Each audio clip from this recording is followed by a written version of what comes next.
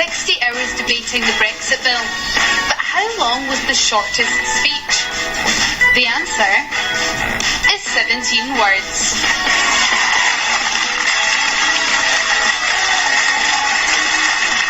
Yes, thank you, Tory MP Dr. Julian Lewis, for keeping it brief. His words were, "Thank you, Mr. Speaker. In my opinion, the people have decided I'm going to vote accordingly."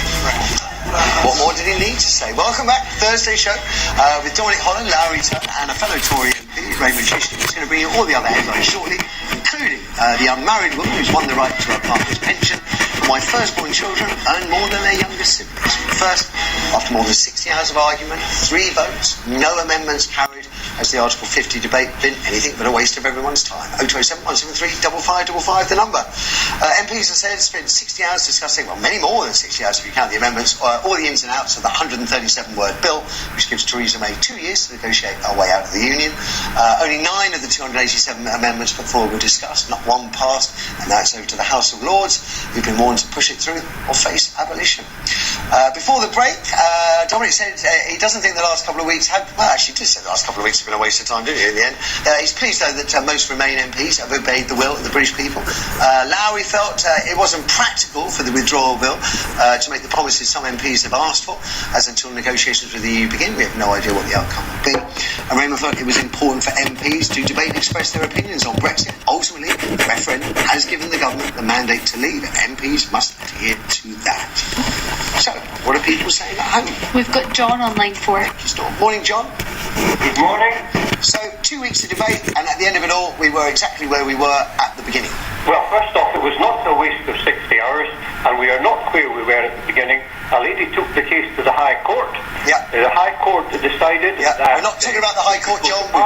We've done that in previous phone-ins many times. In fact, we're talking about... How can you explain how a 137-word bill at the start 2 weeks ago is still 137 words today? How has that changed then, John?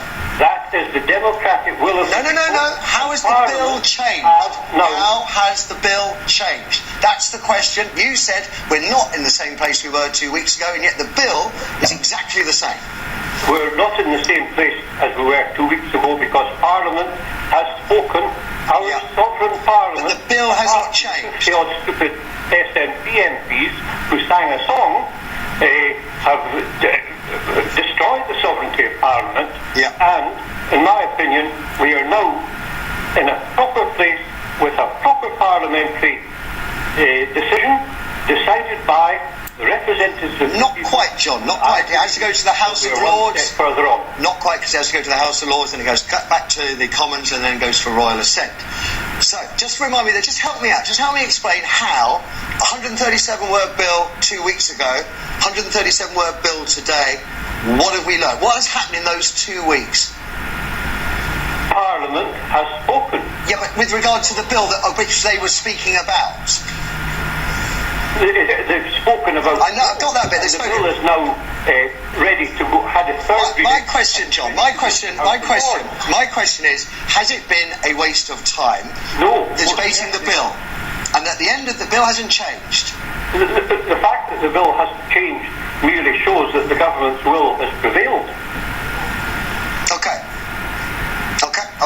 So, but the bill hasn't changed, so we'll agree that. So at the end of 2 weeks, all that 2 weeks talk has achieved is proof that Parliament has spoken, which with the government with the majority, 16, was it? Yeah, 16. It was going to get carried anyway.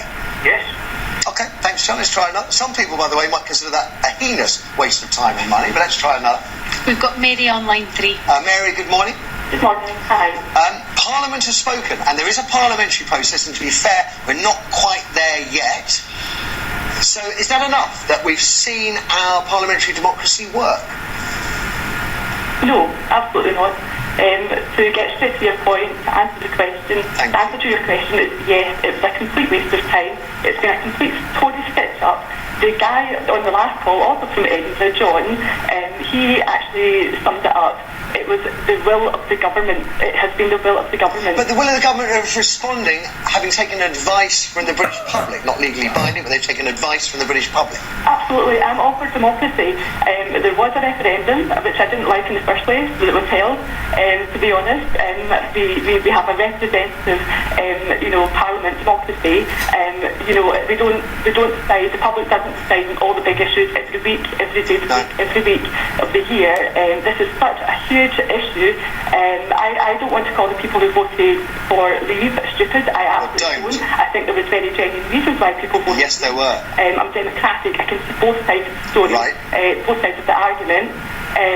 But I just think that the 48% of the people who voted to remain, I was one of them. I actually did a lot of research into this. I follow politics. I'm quite lucky. I'm self-employed. I can sort of tailor my hours around. Ever since the referendum, you can see I'm very passionate about this. This is something I feel very strongly about because I think this is going to be absolutely disastrous for this country. Okay, Mary, if you can hold that.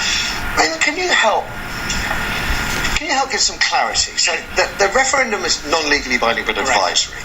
MPs are legally elected by their constituents. Did you at any time, your constituency favoured leave, which you said you represented that. What do you think about the MPs? They're put in a very, very difficult position, both Tory, Labour, across the political spectrum, where their constituents, the people who have legally elected them, are being essentially denied their views by a non-legally binding referendum that MPs have chosen to follow. Well, look, what I would say in terms of how MPs reach their decisions, the matter for them. For me, it isn't if you get a three-line whip, is it? Well, and that's where you take a principal position. I'll give you my example. When the Prime Minister came back from Europe, he then got his office to ring up members of Parliament and say, "Come and see the Prime Minister, and come with us." And freebies are offered, and to smooth your way forward. I then said to the Prime Minister's office, "I will come and see the Prime Minister." Of course, I will.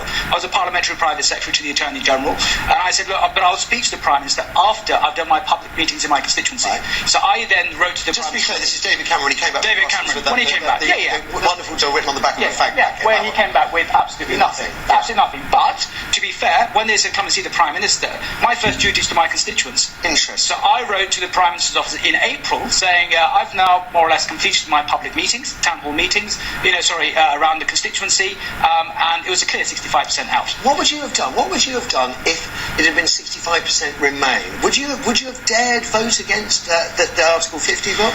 Well, look, for me, on this one here, I could see two competing arguments, but the view of your constituents would play a key part in my decision. Are you saying it is possible that if your constituency had been overwhelmingly Remain, that you would have voted against? No, I would say, for me, in my position, I would like to go with the will of my constituents. But don't you think there are plenty of issues where MPs ignore the will of their constituents? Yes. Plenty of it. And plenty where they ignore the will of the British public. Hanging is a famous one. Well, I was about to say that, and also gay marriage. If that had been put to a referendum, I don't know whether it would have passed, but the government was very keen that it did pass, and we had cross-party support, and it went through. Yes, but on the issue of gay marriage, I voted against this because I took into account the views of my faith organisations. I believe in same-sex partnership, civil partnership, absolutely, but equally redefining it would be against some people's definition of scripture, of all faiths. So you wanted to get a halfway house where you respect both. So I went against the government and David Cameron on that. But look, at the end of the day, whether you become a minister or not is neither here, neither there. When I got off at Gillingham, it's the people who vote for me when I see them, whether it's on Brexit or on other moral and ethical issues, that you take them into account. And I'd rather do that and stay as a member of Parliament as long as I want to. But you know what, Larry? At least I can walk away when the time comes to say, do you know what? I went with my conscience and my constituents. I'll be very happy with that. I wonder how many other MPs will be when they eventually leave the Parliament will be able to say the same. After break, it's more from Raymond as he brings you all the other headlines, including a lovely story, calls to quiz all new mums on their mental health, and the scary clown given 6 months for scaring a brick-throwing woman. All that and more in 4. According to today's Times, some Waitrose lorries will soon be fuelled entirely by gas. From what? Rotting food, cattle, or festival portaloos? Find out after the break.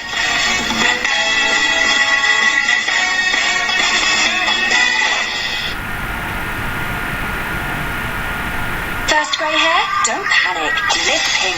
Casting Creme Gloss by L'Oreal Paris. Blends away first greys. No ammonia, no commitment, no worries. So why not? First grey hair? Live Pink. Casting Creme... So according to today's Times, some Waitrose lorries will soon be fuelled entirely by gas. From what? The answer is rotting food.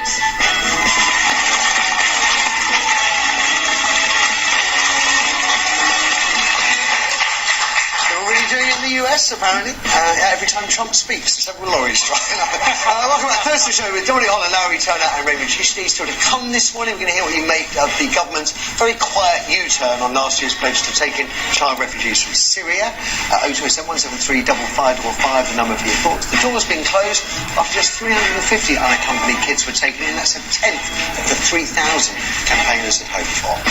Right now, though, it's over to you, Raymond, for the rest of the headlines. I can see grammars ahead. Is that right? We certainly have. We've got page 4 of the Daily Mail, which says new wave of grammars to take only top 10% of children, and that's in line with what the governor said about increasing more grammar schools. There's a change in policy. Just help us out with that, because, of course, there's been the manifesto that your party put out had no mention of grammar schools in it. You only talked about improving children's education. So the British public haven't backed this policy yet, have they? Well, we as a party have always supported grammar schools, but the issue was apart that from David Cameron, when he changed his mind and said he didn't support grammar schools. He supported existing grammar schools, but not the expansion of grammar schools. Well, that's not the same thing, though.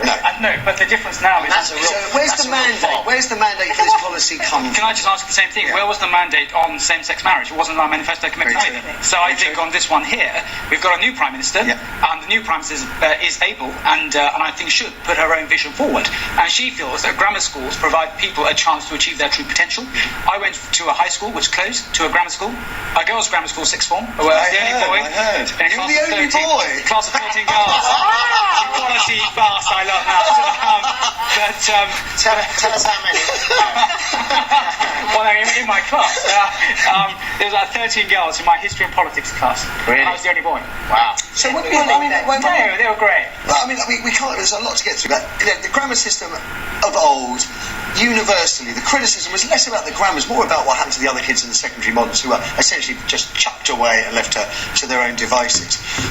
I haven't heard Theresa May really talk. I mean, there's this thing that I want universities to oversee schools, I want feeder schools. It's all quite airy-fairy, whereas the grammar thing seems to be very clear, how this is going to operate. We've got grammars at the moment, but we have very few of them, and they're concentrated in certain areas of the country. And now, if you want to try and get your kids into a grammar, you either have to, and I'm honestly saying, no play date for like 4 years, and then literally the tiger mother, which I don't want to do to my kids, or they have to be a genius. There are lots of very bright kids. So more grammars is a good idea? I think so. What we've got to do... Why shouldn't parents have that choice? What happens to all the other kids, the 90%? Because it goes to comprehensives, which we're told are marvellous, aren't we? We're told endlessly how fantastic.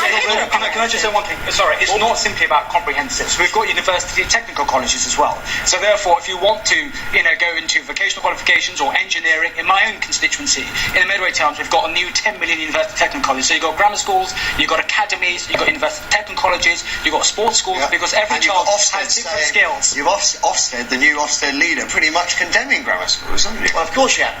But there's that new educationalist who thinks they don't work. They're supposed to be a gateway for poorer kids who are able. The problem with them is that they are clogged up by wealthy parents tutoring their kids to death to get them in. So they need to change the admissions policy. They need to have a clever way of assessing these kids' intelligence. But you know what? You have to, the entrance at grammar school, you get Wind in the Willows. What kid of a normal family reads Wind in the Blinking Willows? They don't. It's set up to make kids from disadvantaged backgrounds fail. That can be changed. And the figure on that, if you look at 3% of children from free school meals go on to grammar schools, that is wrong, and that's why what the government's now doing is to say more children from deprived backgrounds should be able to go to grammar schools. And what we're doing, a grammar school in my constituency, which I went to for a short period, Raynham Mark, is now in an academy with a primary school in a challenging area. So therefore, they are better tuition for students in those challenging areas to come into the grammar school.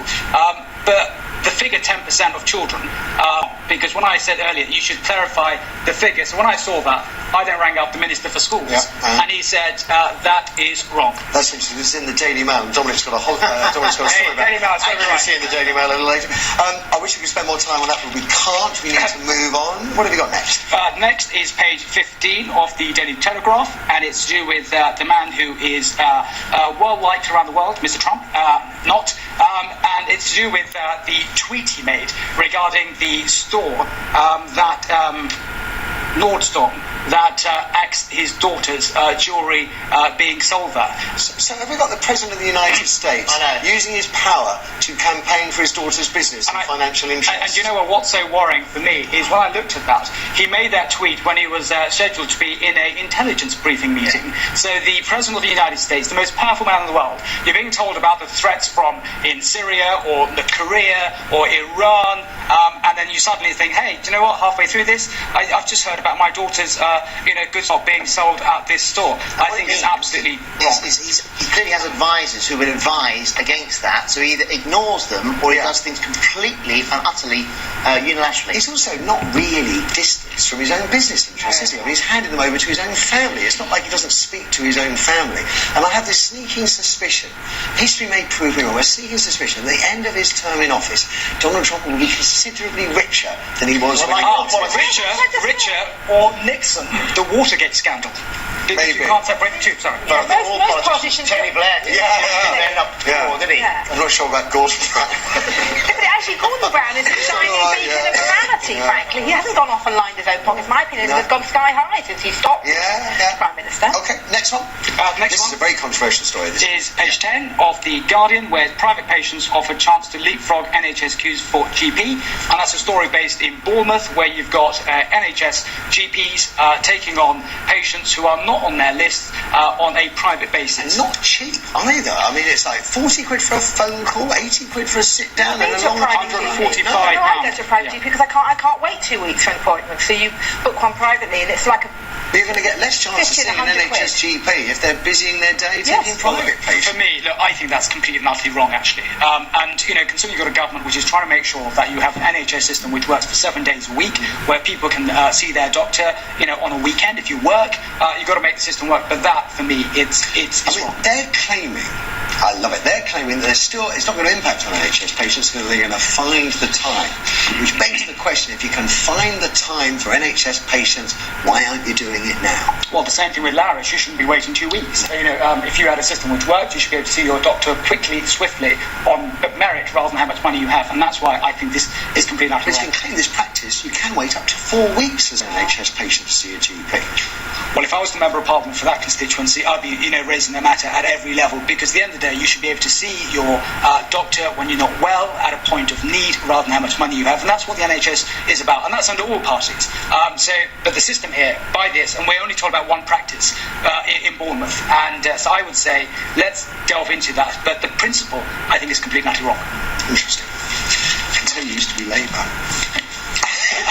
Well, I think whether you're Labour or Conservative, or even God forbid UKIP or Lib Dem, you want to be able to see your doctor when you're not well. Okay. Next story, page 6 of the Mirror, and that's the tragedy of Tara Palmer Tomlinson, 45. Did she do this show? 45. Yes, she did once. 45. Who was absolutely super in terms of you got what you saw. Yes. And you saw her in the celebrity. You saw her demons as well as her delights. And 45 is very young. I mean, she had a non-malignant brain tumour, and I haven't seen her since she got her diagnosis. But I did see her before, and she was quite down when I saw her at last, 2.5, 3 years ago. And there's all kinds of sort of suggestions. We don't know the cause of death. One newspaper is reporting, in fact, 2 newspapers are reporting loud bangs, and then her body being found 5 days later. I had seen one report suggesting there was some kind of injury to the palate of her mouth, which might indicate some kind of... We don't know. It's sad. It's 5 days. What? Nobody came to see her for 5 days. That's the saddest thing, isn't it? Heartbreaking for many, many friends and her family. But I think when you talk about people, whether it's with mental health or others, that people should talk about it so more people know about it. She actually put it all out there. I think so. And I think more people were then able to talk about the problems they have, whether it's with addiction or whether it's with mental health. I think unless you get Often people the two sharing, things might combine. or 2 things come together. 45, absolutely nothing. But from what I saw, a wonderful human being. Okay.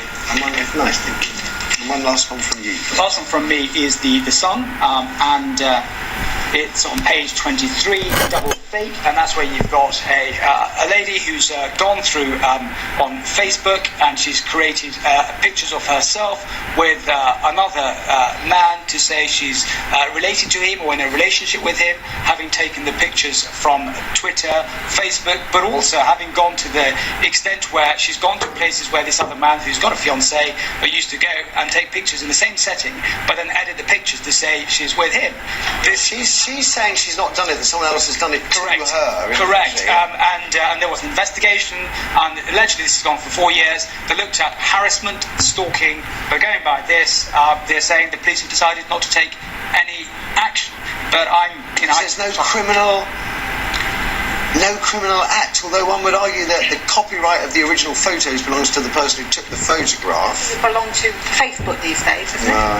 But I did link to that. I think the point would be, if I was looking at that in terms of if you look at harassment causing alarm, distress over a period of time, and then to overcome the point she said she didn't do it, you can look at devices when they're uploaded, how they're uploaded. With technology, you do it with serious fraud, for God's sake. But I honestly don't know. I'm mystified. I thought initially when I looked at the story, harassment, stalking is a possibility in legislation terms, but that is worrying. It is. Another one of those worrying incidents. Before you put your photograph up, think where it might end up. Well said. Well said. Brilliantly done. Thank you very much for that. Larry, what have you got? I'm going to start with a story from Daily Express. Pension win for unmarried women. I thought you might like that one. Well, no, I've not going to give you the answer you think, actually. Anyway, I'll outline the story. Denise Brewster, her partner, very sadly, died very young, and in 2009, and he worked in Northern Ireland for the kind of train company, but it was owned by the government. So he was a public sector worker. She was denied the right to have a survivor's pension, i.e. his pension, because they weren't married or they were engaged. She's now won in court, and she has now got the right to a survivor's pension. Which will impact on many other women. It's a very important ruling, because it means at the moment, if you're married and your partner dies, male or female, you get the pension, and if you're not married, you don't. Can I just let Mr. Wright know? There is no pension. Although there was a piece of paper that you could have to opt in or opt out, and they hadn't both signed the opt-in. And so on the one hand, I think it's fantastic for her and for other women and men if they're in a situation, but I've never had a share of anybody's pension. I've never expected anybody to pay for anything for me. It never occurred to me that I would need to be supported by a man.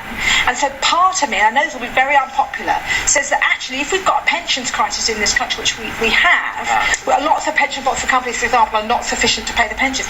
Why is it that if your partner dies... He's paid into it for years and for years himself, and years, but doesn't get... For himself, that's how life insurance works, doesn't it? But he was intending to get married. Yes, I know, but... She would have... But it just seems to me that you have your personal pension, and your personal pension pays for you, and if you die, I just seems to me... Intending to get married, another undermining of marriage. But the notion that a woman has to live off her partner's pension rather than actually building up her own pension. I've got 10,000 quid pension. Well, that's the whole point of marriage, then, is you're one person, aren't you? That's the whole point of the union. But it's quite old-fashioned idea, don't you think? That women it's an old-fashioned idea that's really worked. It's in the case that she might have a pension as well, but it's about what's right. She says it's married people would be entitled to this, but cohabitees are not. But I don't know whether married people should be, you see. I've got you. Whether anybody should be entitled to somebody else's pension, whether they're married to them or not. That seems to me, if that treats women like we're children. As a couple, as a unit, because I think it's just two individuals. A lot of women now, we're independent. We look after ourselves. Really? And I think it would be. I know it's dangerous. That's why I'm saying I won't pop in for saying it. But if we, I love it. Something that's never even considered.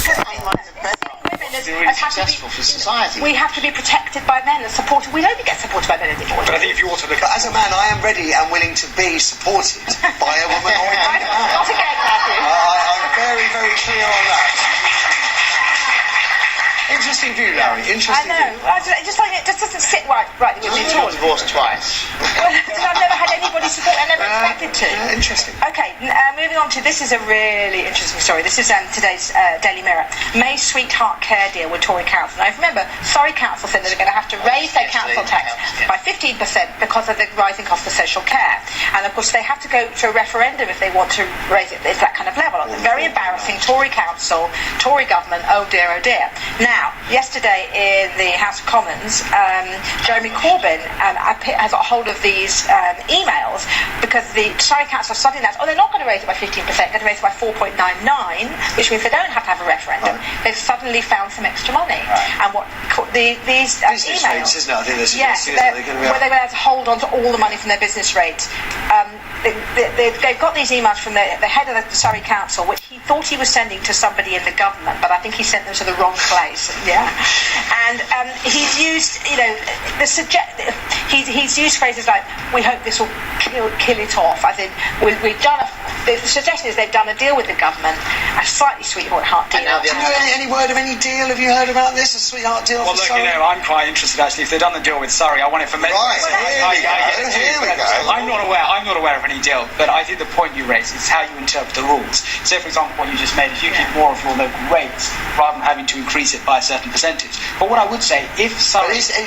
there is a whiff of a sweetheart deal for Surrey, and that does carry the implication that the referendum was a threat that crowbarred a result from the government, which was some kind of better deal for Surrey that other county councils aren't going to get. Isn't it the same thing anyway? Because if business rates go up, then the price of the services go up, because the people of Surrey will be paying more for the services. It's not the rate business rates go up. They don't have to give it to the government. They hold on to it locally. So now all the other Tory councils in the Shires will all be on the phone, won't they? Well, I think every council should. I think what you have for one should be the same for others. But I think what the position on that is, it's how successful do you think Surrey would have been by putting out 15% to a referendum? They'd have lost that referendum, and the integrity of that council would have gone. So sometimes you get some very dangerous thing to predict referendums. I'm sorry. Referenda, I should say. A very dangerous 15% increase. Tell me this. Can the United Kingdom afford to replace Trident when some people are expecting it could cost more than £200 billion? When I see almost every day on the BBC News heartbreaking images of failing NHS hospitals, failing social care. That's why, I mean, is it not the case that that nuclear bombs and indeed high-speed railways are luxuries this country can no longer afford? But with regards to the nuclear capacity, nuclear deterrent, Matthew, the way I would answer that, the first duty, whichever government it is, whatever colour it is to protect your citizens. Protect them from the worst effects of ageing, which are happening now, or a possible nuclear attack that has never happened in UK history. But then tell me this, Matthew, do we live in an uncertain world with what may happen with Iran? I'll put it in another way. If you are, God forbid it ever happens, you are given a diagnosis of Alzheimer's, like my father-in-law, and the care is virtually non-existent, are you going to be bothered whether this country is invaded by any Tom, Dick or Harry when all you really want is social care? Look, what I would say, you're absolutely right. Do we need to do more on social care? Absolutely. I get that. I get the money. But we've got the money for bombs. Whether it's social care, whether it's with homelessness, whether it's early diagnosis with cancer, look, we've got to do a lot more. But what I would say with nuclear deterrent, when we live in an uncertain world, and you see the statements coming out from the United States, with statements that could lead to the world, being in more of a crisis where somebody takes a preemptive strike. We live in an uncertain world. We've got threats from Daesh in Syria and Iran. I would say the first duty on nuclear deterrent is to protect your citizens. And for me, but I'll say again, you want to put care for your citizens, it starts with social care. I agree. Larry, another one. Staying with an NHS story, this is from The Sun. Doc's quiz call on baby blues. This is a new call to question both pregnant women and women who've just had babies more closely about their mood, to try and pick up more. They call it postnatal depression, but I hadn't realised that quite a lot of women get depressed during pregnancy, not just afterwards. And so 1 in 5 apparently women suffer from postnatal depression. And there are no kind of concrete plans. I've got a dear friend, she has had it really badly. We're into year 2 and still struggling. Yeah. I think they're saying that GPs have to talk to women. At the moment, it's down to midwives or it's down to health visitors, but the idea is that GPs should, when they do the first check about a woman being pregnant, they ask her how her sleep is, how her eating is, because those are often clues to whether she's depressed or not. I think I really welcome that. I hope that's well received by people and not considered too prying. No, I don't think so. When you get pregnant, there's a lot of prying going on and all kinds of bits you don't want to know about. So that's releasing your problems with prying, Matthew. I can't tell you. God, I'm so glad. Don't tell me, Larry. I mean, genuinely, I don't want to know. When you've had babies, it's so nice that nobody's kind of like taken it. You just get left alone now. One of the real problems was on that. I put forward a private member's bill in Parliament on mother and baby units, where mothers have to travel such a long distance to get a mother and baby unit.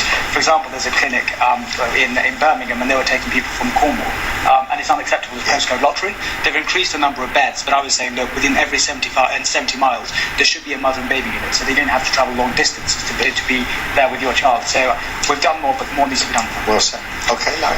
Clown. Remember the clown craze? Yeah, last scary summer? clowns, killer clowns. Yes. Well, this scary clown has been jailed. This guy called Michael March in the northeast. He chased a pregnant woman while he was wearing a clown mask and carrying an axe, and it wasn't a rubber one. It was a real one. She chucked a brick at him. So what? I mean, who on earth? What's So she wasn't. Now, I put it to you that an idiot in a clown mask is not as scary as a woman throwing a brick. I'm just saying. He had a reacting to the clown. Yeah, the clown man is wearing a mask, holding an axe. He's not chopping her. She lobbed a brick at him. If it had hit him, it could have killed him. Matthew, everyone agrees with her. He's been given a 6 months. Yes, which seems very harsh. The judge said he felt that the clown mask was a massively aggravating factor in the case. So yeah. My last story is from Metro Online. It's a nice story. This one. It's kind of an authored piece, sort of interview with a member of the Wright audience, but we don't know who because it's anonymous. In the Metro, somebody has written a piece saying the title is "Why do homeless people in London spend time at TV audiences?" And there's this person talking about being somebody who goes on TV shows in the audience. I have all the audience here, and he mentions the Right Stuff, and he mentions Victoria Derbyshire, and he's talking about how TV shows that have audiences can provide a kind of sense of normality, a social structure, community to the day for people who are either unemployed or retired, or in his case, homeless. So it's actually a really nice piece.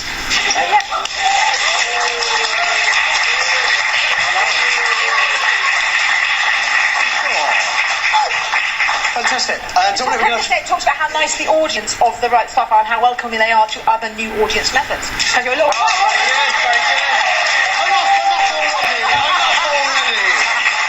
Dominic, we're going to have to push you through, I'm afraid. Okay, very quickly. Big brands funding terror, inadvertently funding terror. Right. We're all familiar with the phenomenon of YouTube and adverts appearing on very YouTube, popular like where the Right Stuff best bits are on YouTube. Yeah, okay. I think they're not as popular as some of these. No, I'm pretty sure that would be the case. Some of these Daesh sites and pornographer sites have got millions of hits. And that means millions of people watching these things. Right. So obviously that's a big audience. It's attractive to advertisers. So what's happening is very established brands popping up on these but they don't know. It's inadvertent. But what they're saying is there should be an algorithm, really. Well, first of all, Mercedes-Benz have been collared for their site appearing on the jihadi website. Gosh! And what Mercedes-Benz have got to do, clearly, is say to their agencies, these are the lists of sites that we will not be associated with. But the advertising agencies, they probably would say we've got an algorithm that just spots them. We do it all by bots and software, and whichever the popular videos, we place the adverts overnight or whatever. So clearly it needs a human being making judgments and saying we're not going to associate. So many sites, I suppose. So many sites, and so it's ad nauseum, more content every day. But so you have a jihadi telling you to kill someone, but have a holiday in sandals. It's worth saying that all the brands are concerned about this and they're taking action. They are. And it's not... Okay. So Rolf Harris, talking of... miscreants, can I say that, in the Daily Star? He's in jail, and he's been exonerated on 3 charges. He's 86, so he's looking at maybe being released this summer. Yep. I don't know how long he's served. 5 years he got, 5 years so 2.5 years. So he's been half his duration, so he's looking to come out. I can't see him being back on the television. He's 86. No. His career's over. It's a very difficult case for the jury, clearly, because 3 charges he's cleared of, but there are others which were essentially he gets up for there no verdict. So talk of a possible retrial which might occur after his release. Exactly. Current so it's good news for him, but clearly more travail ahead. So but he will be out shortly in the summer. This is a story in the Telegraph, which basically states that the firstborn child is better educated and gets better wages. Now, I can vouch for this. My big brother is much more successful than I am. He's a year old. He's not as funny. He's a lawyer. He's far more successful. Not another one. But what I'm saying is the first child is the parents just will chuck everything at the first child. It's all new, and after you get to the second, third, and fourth, I'm number 5. Just feel sorry for you.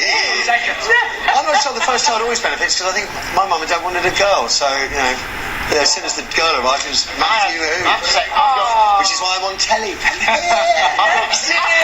What your laugh? Doing a great job. I've got 4 kids, and I reckon my first one's going to be probably the most successful, to be honest. But it's not because they're just... The parents get bored after number 1 extending that article.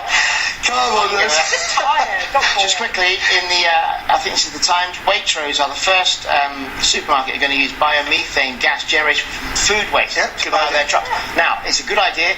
It's 35% less expensive than diesel, less carbon dioxide. However, inadvertent upshot of this is it puts value to food that can often be given to people. So what often happens is we're going to give this food to, we mentioned the homeless people. Well, that food now actually has a commercial value. So actually you might find that stores will keep that food back, let it rot, and then they can sell it. Okay. So it's unexpected consequences. Last one for you. And finally, this is great. Sorry, Wikipedia, that great online Wikipedia, the resource that we all use. We all go to it for our information. They have said, the editors have said, we are now not allowing Daily Mail to be a source for our website. Generally unreliable. Wikipedia. Yes, Wikipedia. Wikipedia. What I'm saying is, Daily Mail's reputation for poor fact-checking, sensationalism, and flat-out fabrication. So Wikipedia are not taking Daily Mail. Some sort of children clearly wrong. Yes, true enough. Although they do take Fox News and Moscow agencies as well. Members of the public with no qualifications whatsoever. Yes. No, I said that was the last one. Actually, it isn't the last one. We're celebrating the arrival of a new Wright Stuff viewer. Yeah! Ratings almost double. Thanks to our exec producer, Tim Cunning, and his wife, Joss, for paying a little £7, 6 ounces of Hector into their family on Friday afternoon. So, huge congratulations to Joss and Hector. After the break, we're going to hear what you made of the government's